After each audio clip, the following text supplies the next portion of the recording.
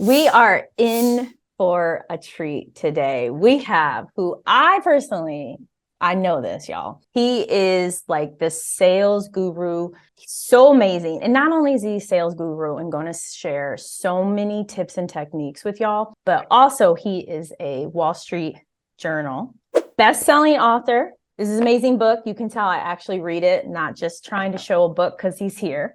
Also, he has a new book out that is an Amazon top seller that you all need to get. This is Dan Henry, who has sold way over $20 million in the education training realm.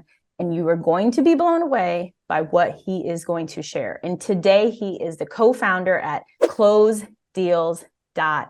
And I'm so grateful and so honored to have you here. Welcome to GovCon winners. Hey, how you doing? I'm super excited to be here. Awesome. One thing about kind of this whole space of sales and closing deals is some people think, oh, you must have been born this way. Like you must have just always been in sales, always been super successful. So kind of share, what was your journey like? Yeah, so no, I definitely was not always in sales. In fact, when I grew up, I was not popular in school. I did not get invited to parties. I was the last person that you would think would be a salesperson. I didn't have very good social skills. And, to be a great salesperson, you need to have some sort of social skills. Because I was homeschooled for a good chunk of my life, and because I wasn't one of the cool kids. I didn't really have many friends. I didn't have any social skills. And so that was not preloaded. In fact, there's a funny story. I delivered pizza for 7 years. Whoa. And yeah, I know. You're supposed to deliver it for 6 months, maybe a year until you get a real job. I did it for 7 years, which is ridiculous. I know. One day I saw an ad in Craigslist that said you could make $50,000 as a salesperson. Now, back then, 50 grand a year was a lot. I'm dating myself. I'm 36. This was when I was like 22 or 21. So I answer the ad. I get the job. They fly me up to Trenton, New Jersey, to a company called Twin Towers Trading. It ends up being the company where Billy Mays, the OxyClean guy, got his start. And, remember, Billy Mays. Yeah. And my sales manager, who was his sales manager at one point. And the gig was to be a pitch man. We would go to like SAM.GOV, Costco, and we would set up and do cooking demonstrations with this incredibly overpriced cookware. That we would do a cooking show, which was actually a sales pitch, and then we'd pitch them on this like $500 set of cookware. So we get to the first club after a couple of weeks of training. It's my turn. It's about my turn to go up and do my first pitch. I start sweating bullets. My sales manager, all of a sudden I hear his voice across the intercom, and he's, "Sam Club shoppers, there's a free cooking show on aisle 14 in 5 minutes. And if you attend the show, you'll get a free gift. Head there now." And of course, the free gift was this little potato peeler that would break after the first use. So about 5 minutes later, 25 people are standing in front of my booth, and I'm sweating. And I'm thinking, like, nobody's ever listened to me my whole life. Why are these people going to listen to me now? And my manager could tell I was nervous. So he comes up to me and says, "What's wrong?" I'm like, "I can't do this." And, like many people, I didn't know I felt like I didn't know what to say. I felt like I didn't know what I was doing. And I felt like nobody was going to buy from me. And he looks at me and he holds up a piece of paper, right? And he points at the paper and he says, "You see these words? These are the words we've taught you over the past 2 weeks. We spent millions of dollars and over a decade refining these words. If you say these words, these people will not only listen to you, but they will buy from you. Can you do that?" And I was like, "Okay, I'll do it." So I get up there, I say the words. 15 minutes later, 5 people grabbed a set of this incredibly overpriced cookware, put it in their cart, and went to checkout. I was blown away. And I did that presentation like 4 or 5 more times that day. I made $1,000 in commissions. And prior to that, I was working 40 to 50 hours a week, driving around in negative 16-degree weather in Chicago to make maybe $400 to $500 a week. And in just one day, I made $1,000 by talking, by using words. And Jim Rohn said, if you want to be successful, you got to have something good to say, and you have to say it well. And it was that day that I realized that if you know how to use words, if you know sales, you can make the world bend to your will. You can make anything happen. And over the last 12 years, I have dedicated myself to creating and mastering the art of sales to the point where I've been able to sell over $30 million of my own products and services, mainly like consulting, education products. I've been able to sell from stage $1 million in a single day. So that pitchman stuff came back to help me.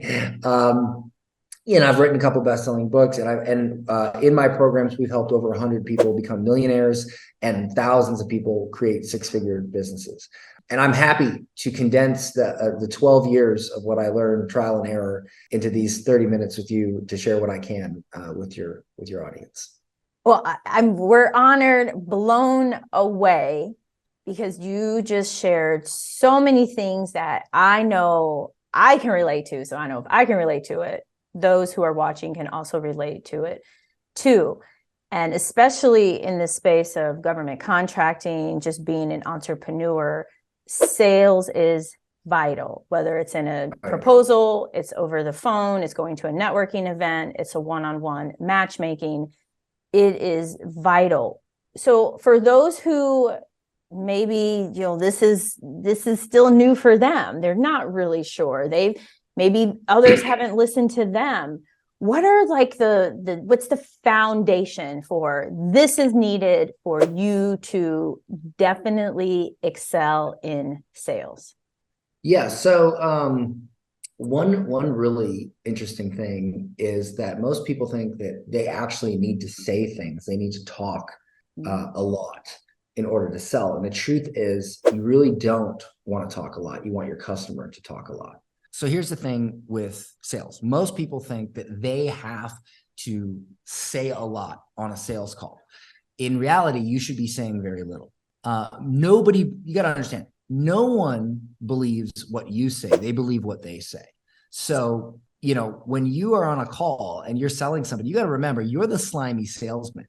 You are the gunk on the bottom of their shoe. You are one step above or below, depending on your perspective, a lawyer. You are one of the most hated people on the planet. You suck. You're a terrible person. They don't like you. So, because you're trying to sell them something. So why even try to fight that battle? Instead, have the customer be the one that sells them. So let me give you an example. If somebody were to say to you, why is your product so great, or something like that, instead of saying, well, here's why my product's so great, you could say, well, here's what my product has. Here are the features it has. Here are what's included. Let me ask you, if you had access to this, if you had this, if you were able to use this, would this help you achieve your goal faster? Would this help you? And let them say, yes, it would. Right. So if I'm selling, we have a program where we manage sales teams, and we also do daily training for people who do sales. We get them on a daily call.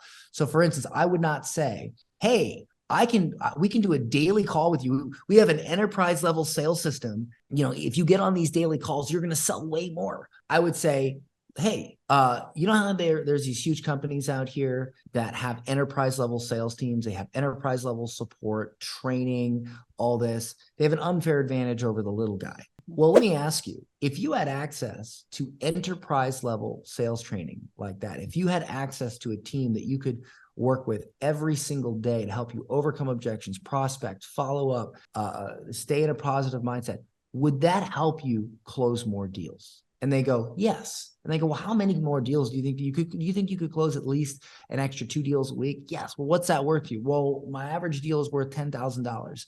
Okay. So you're saying that if you had access to this, you could close an extra $20,000 a week, which is what, $80,000 a month. And I always grab my calculator and I do the year. So that's $80,000 a month. So that's $960,000 a year. Wow. If I could help you sell even half of that? Would you be interested? Right? You get them to say it. You don't say anything. You get them to say it. You get them to do the math, right? So I wouldn't even say, I would say, so how many is that? How much is that per week? Is that 20,000? It's 20,000. So per month, how much is that? Oh, that's 80,000. And per year, would that be 960? Yes, that would. Okay. So, and see now when I tell them my price, which is 5,000, if it's like one sales rep or one person, it's 5,000 per month. Oh. See, now if I sit there and I tell you, hey, we're going to give you daily sales training, it's 5,000 per month. You're like, holy crap, that's expensive. And I know it's expensive. I set the price.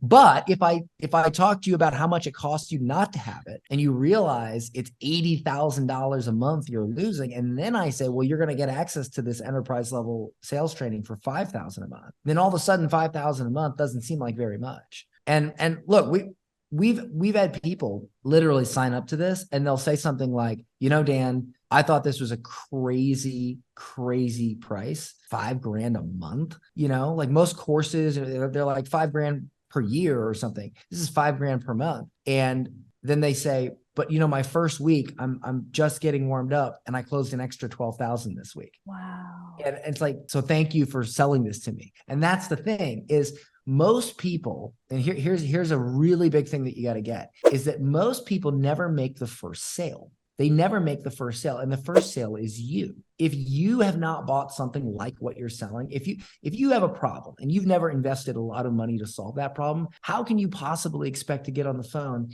and ask someone else to spend a lot of money to solve your problem? And you might, and again, a lot of it comes down to things like, I don't have the time. I don't have the money. Now's not a good time. We'll do it next quarter, and these are all things like, would that stop you? Would that, you know what I mean? Like, you have to get resourceful in order to ask somebody else to get resourceful. You have to figure out how to have the time before you ask somebody else how to have the time. You have to figure out how to do something now before you ask somebody else to do something now. So you got to be your buyer first.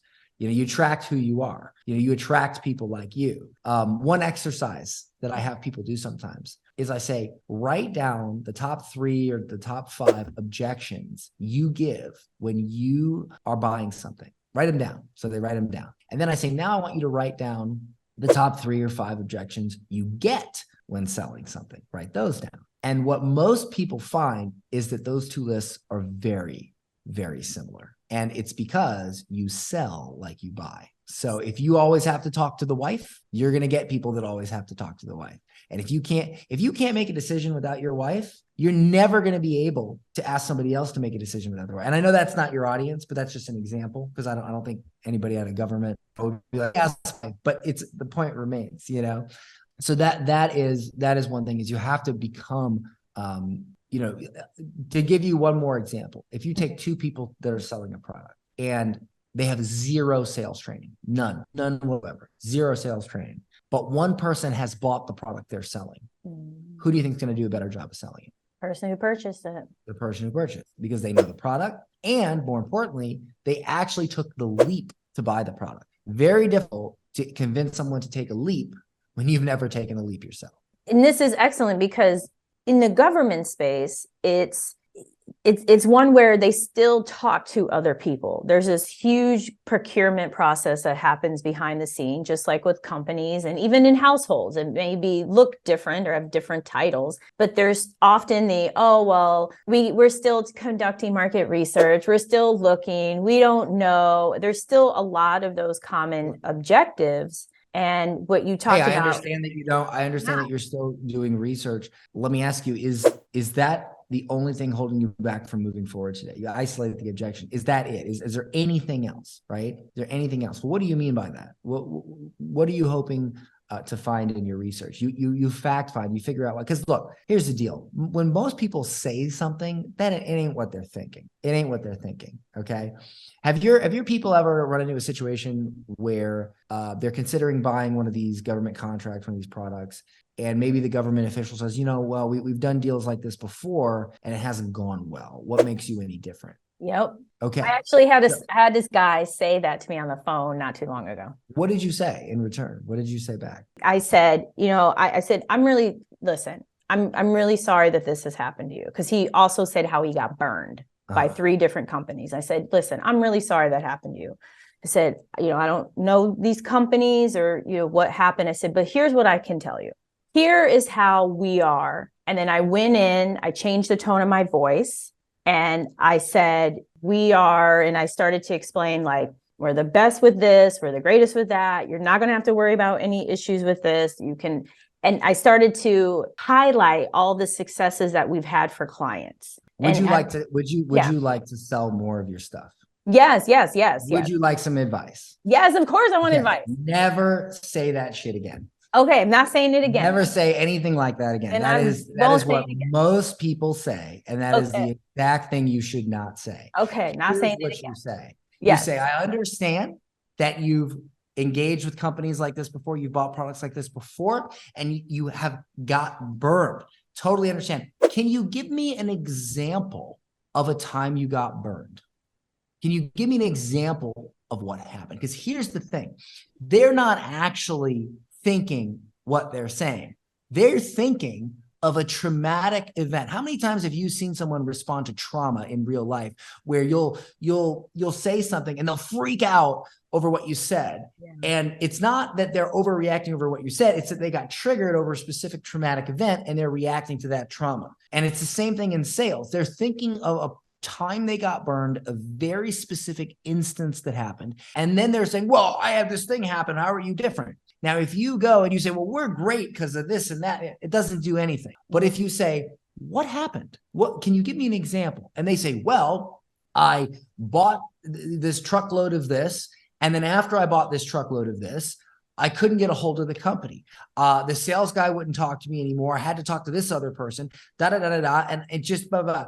Hey, I understand you contracted with another company, you bought a truckload, and then you couldn't get a hold of the salesperson. Now, let me ask you a question. If you bought a truckload of this and you had the personal cell phone number of the person that sold it to you, and that person would help you with any issues you had for the duration of the time of doing business better, would you like that a lot more? Would that be a much better experience for you than what you did with this company? And they'll say, yes. And then you say, well, you asked me how we're different. So here's how we're different. When you buy a truckload of whatever from us, I'm going to give you my personal cell phone number. And at that point, if you have any issues, you can text me personally. You do not have to talk to another person. You do not have to talk to another sales rep. So that is how we are different. And so what you've done here is you've specifically identified exactly what's bothering them, what they're thinking, not what they're saying, and you've addressed that. You go on and you talk about how many years you've been in business and all this. They don't give a shit about that. Mm-hmm. They care about the thing that happened with the cell phone. That's what they care about. So you find out what that is, you address that, and then you can say something like, given that, is there anything else that would prevent you from moving forward today? And you just move to the next objection until there are none, and then you get the money. Simple.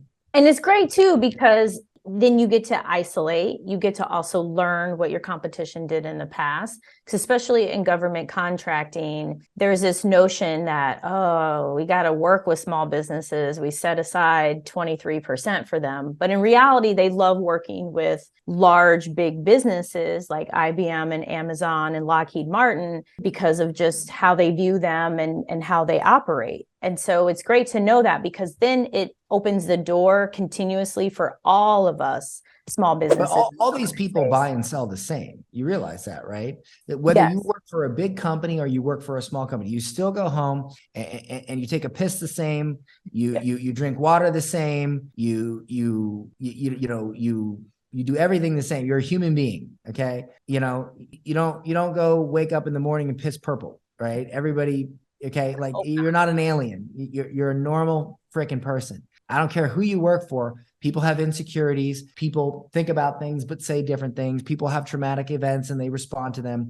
People's brains work the same. So one thing I caution all people that are in sales is don't try to treat prospects differently based on how awesome they are, where they work for. The only thing you should do is expand and contract. So in other words, if somebody is inexperienced maybe you have a longer sales conversation and you dig deeper. If somebody is what I call a player is somebody who has been in business for a while, who makes big decisions every day, and who has the right information, they'll make a decision right now. You simply condense and you dig less because you don't need to, but you don't change. You don't treat them differently. You expand and contract. And so that's one thing I would recommend, like, don't treat your customer differently just because they're a small company versus a big company. They're still a human being. Which is good to know, because there's a lot of companies who look to partner with the bigger companies, and sometimes they're intimidated or not really sure on how to engage with them. So that's really good information to know. Yeah, they're people just like you, just like everybody else. Everybody bleeds the same. I know you talk a lot about mindset. I would love to hear more about it, because again, for some it's, oh, well, I thought I just respond to a proposal and I give the government what they want. And if that were the case, then these huge companies wouldn't have, massive sales teams. So that mindset is one to really dig deep into. So I would love to hear more about that, the mindset, and that mindset of especially like being a millionaire. And yeah. So I used to work in the recording industry, and we would have this saying called fader jockeys. And it was a derogatory term that we would call recording engineers who didn't understand music. They didn't understand the creative side. They just pressed buttons, and they weren't really into the deeper level of things. And we call them fader jockeys, because they didn't really do anything except press buttons. And then you had the people who knew when something was off, who could help the artist creatively navigate the project. And those were more talented people. And it's the same thing in sales. If you're just somebody that responds to proposals, then you are an expendable, you are an email jockey. You are nothing special. You have no actual special creative skills. You're just somebody that presses buttons, and you don't want to be that person. Okay. You want to be the person that actually views this as an art, because when you view it as an art and you learn this skill, and it can be learned. Okay. I learned it. You can do anything in life. I mean, look, you want to get your kids to eat their vegetable, that's sales. You want to convince your husband or wife to go to a new restaurant that they wouldn't normally want to go to, that's sales. You want to sell a $10 million government contract for canned milk, that's sales. It's the same thing. Ain't no different than getting your kid to eat their vegetables. And so one thing that I would say is, I call it minion versus millionaire. If you want to be great, if you want to have great things, if you want to have a nice car, you want to have a nice house, you want to have these things, we are called human beings, not human having. You have to become the person that deserves those things. And so when you think like a minion, you think like people who don't have much. When you think like a millionaire, you think like people that have a lot. And so first, you have to think. You have to understand how successful people think, and you have to think like them. Then after you think like them, you start behaving like them. You start taking actions that they would take. And then once you start doing the behavior, then you get the things that those people have. So you think, act, get. You think like a millionaire, you start acting like a millionaire, and then you start getting what a millionaire has. And it's the same thing in sales. You think like a great salesperson, you act like a great salesperson, you get what great salespeople have, which is a lot of sales. And so one thing you could do, a little thought experiment, is think about somebody who's ultra successful in your industry, or think about somebody who is ultra successful and has what you want to have. And then ask yourself, how do they conduct their day? How do they behave? How do they think? What would they do in this situation?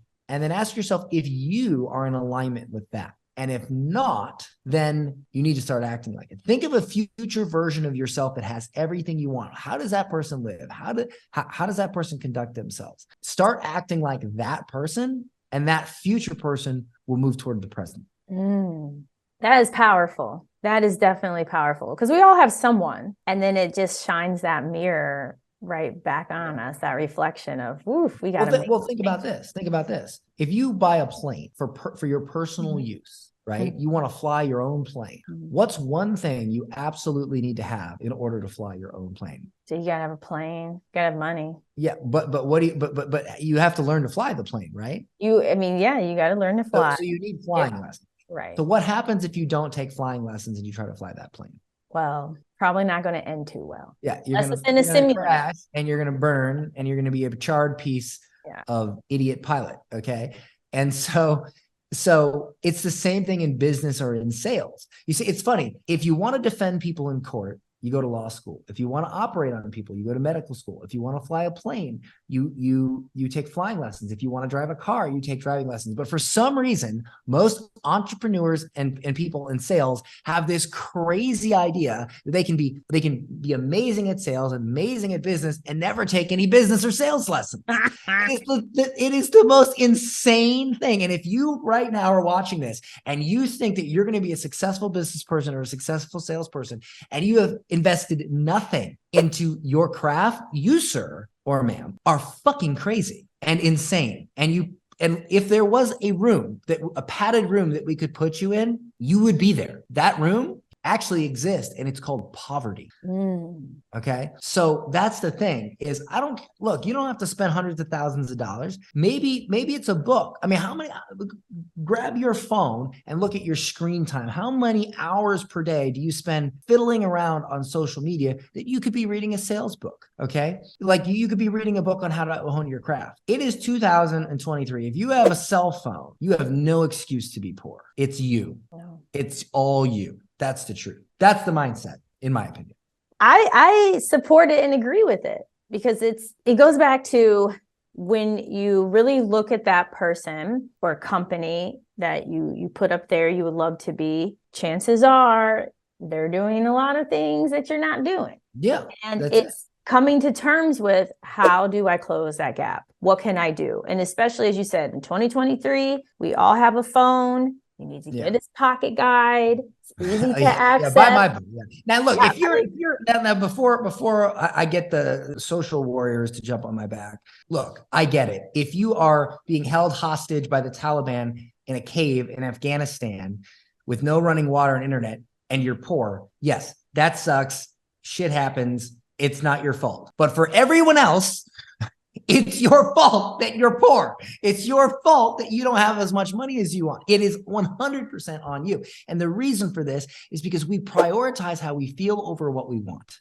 Yeah. Look, at the end of the day, it feels a lot better to sit down, turn on the TV, have a beer, smoke a joint, whatever your thing is, and do that instead of turning the television off and reading a book that'll enrich your life, taking a program, taking consulting, practicing. That is, and those things will get you what you want. But the TV and the old fashioned and the Mary Jane, that makes you feel good.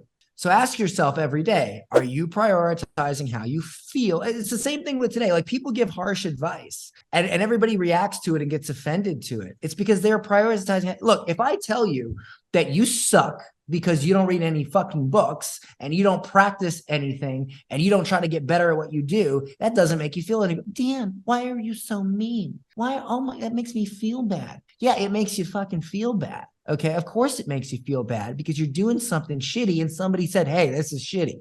Okay, of course you feel bad. But if you get over that and you go out and you read the books and you do the work, then you're going to get what you want. So what do you want? You want to feel good or you want to make money? Which one do you want? And sadly, today, more than any time in recent history, we prioritize how we feel over reality. If something is true and it doesn't make us feel good, we get up in arms about it. But it doesn't change reality. The reality is, if you ain't practicing your art, if you're not learning every day how to sell more, if you're not reading books, if you're not investing in mentors, if you're not trying to get better at this and you're just sending proposals, you ain't making as much money as you could, and it's your fault, period. So take that as you will. It is. It's so true. And especially in the federal government space, because they always pay. And they pay interest. They always pay. How much can you make? I don't know much about this. How much can you make? I sell a truck of. Give me a scenario. So I'll give you a scenario from my flagship company and from a student. So we sold a 40-hour virtual class for a little less than $80,000. One class with 20 people in it. To the government. Yeah. 80 grand. Okay. 80 grand. Damn, I need to sell some sales training to these people. Oh my God.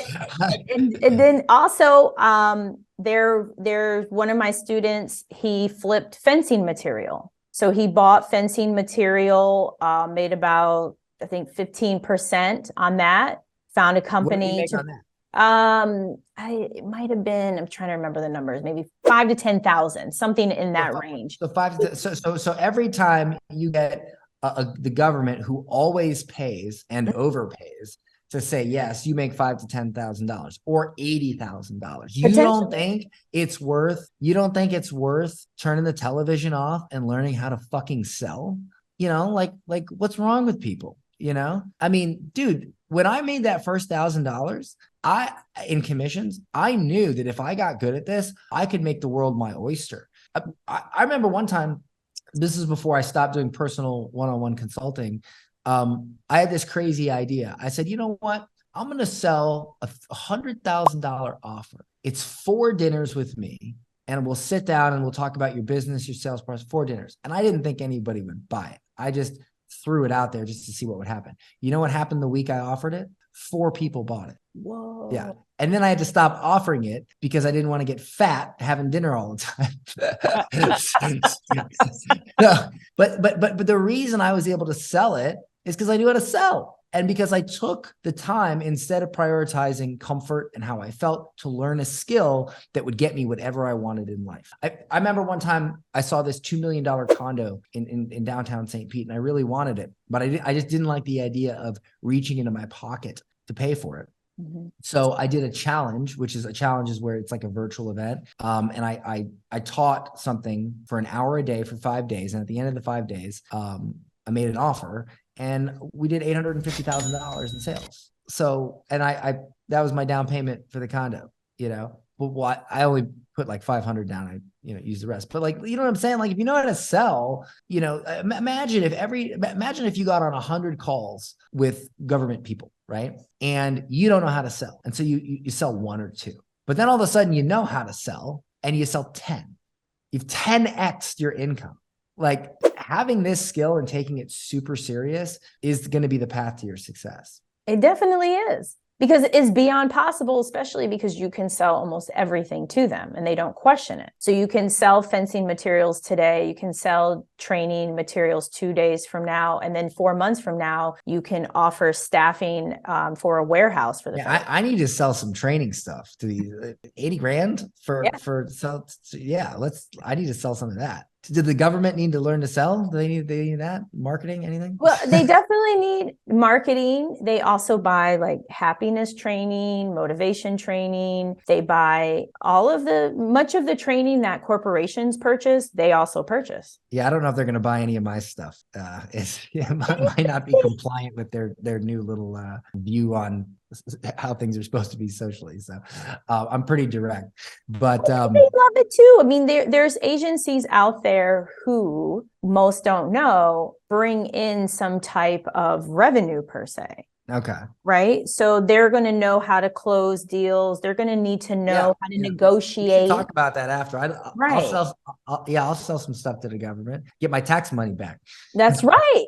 That's why I love this space, because we all put in so much money and they're mostly using taxpayer dollars to fund these efforts. So why not get your money back? Oh, I would use that. That's a great line. Like, how much have you paid in taxes? How would you like to get that money back?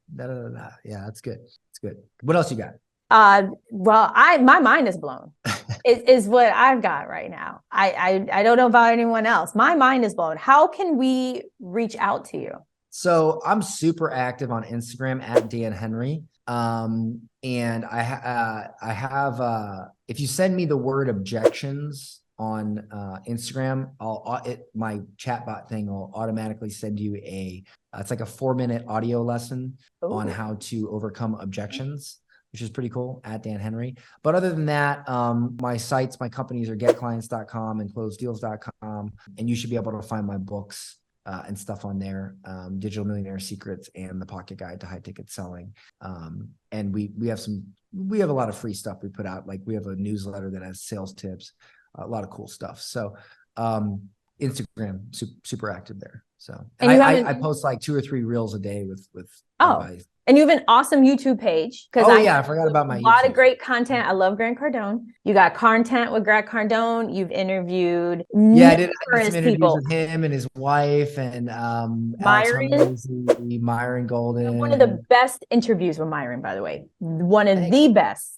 Well, I appreciate that. Yeah. It's funny. My YouTube consultant tells me to stop doing interviews. And I'm like, I don't know, man. I like interviews. So, yeah, I do interviews. But my YouTube is youtube.com/Dan Henry. So, I got a lot of cool stuff on there. So, well, I'm just so grateful for having you on here, Dan. I mean, this is just opened up a lot. I know I'm not the only one. I know other people who are watching this are like, wow, okay, it's time to act. And especially now, because every year the government has to spend the money. So, and they're always open, whether there's a recession, not a recession, war, time of peace. Yeah, they're always spending money. I know, because they're always taking my money. So they are always taking. They keep needing it, so they must keep me spending it. They do. So they're interesting kind of entity, but amazing. And by all means, my favorite client. So with that, all my amazing GovCon winners, y'all always know, please like, please subscribe. And don't forget, everything is possible. And thank you so much again for being on.